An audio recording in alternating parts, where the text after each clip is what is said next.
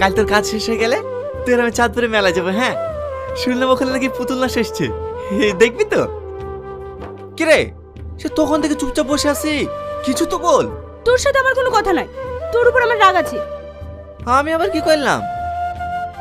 তোর কি কথা ছিল কাজ পর পরে আমাকে একটা আলতা কিনে দিবি? এদিকে তো 10 দিন কাজ হয়ে গেল, আমাকে একটা আলতাও কিনে দিলি না। ও এই ব্যাপার, আচ্ছা ঠিক আছে, এ মাসের বেতনটা পাইলে তখন একটা আলতা কিনে দেবো, ঠিক আছে? এবার যাবি তো? কি হলো বল, বল না। হ্যাঁ যাব।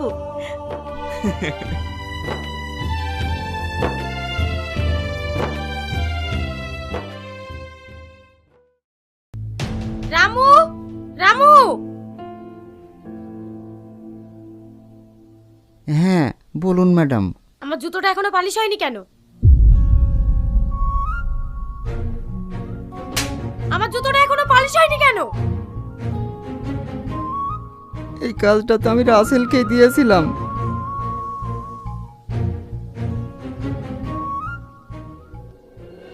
এই, তুই জানিস না আমি মর্নিং এ বেরোবো?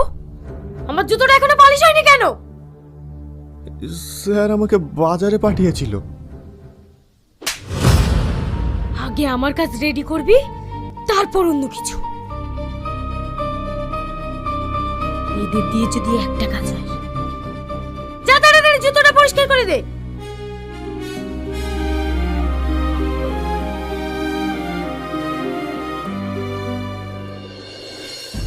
দেখুন, আপনার মেয়েটা একটা ভালো, সব ঠিক আছে, কিন্তু একটা জিনিসটা ভালো করেই জানেন, সেই যুগের মেয়েদের পঞ্চরা বিয়ে হয় না। আর তাছাড়াও আপনারা আছে বাকি, একটা ছেলে বিয়ে করবে তার তো নিজের ভবিষ্যৎ দেখবে। তবে আমার ওটা একটা ছেলে খবর আছে, ছেলেটা একবার বিয়ে হয়েছিল, অল্প দিনে ডিভোর্স হয়ে গেছে, দুটো বাচ্চাও আছে।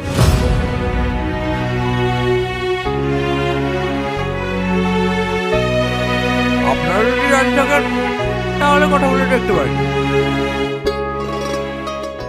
কি হলো, দেখবো? না, আপনার খাবার বন্ধুর জন্য ছেলে দেখতে হবে না। আমার বোনের এতটা সস্তা না যে আপনি যেখানে বলবেন বিয়ে দিতে হবে। আপনার যান এখান থেকে। ঘরে নয় নুন, ছেলে আমার মিঠুন। দেখবো দেখবো তোমার বোনটা কোথায় বিয়ে দাও। আপনি যান তো।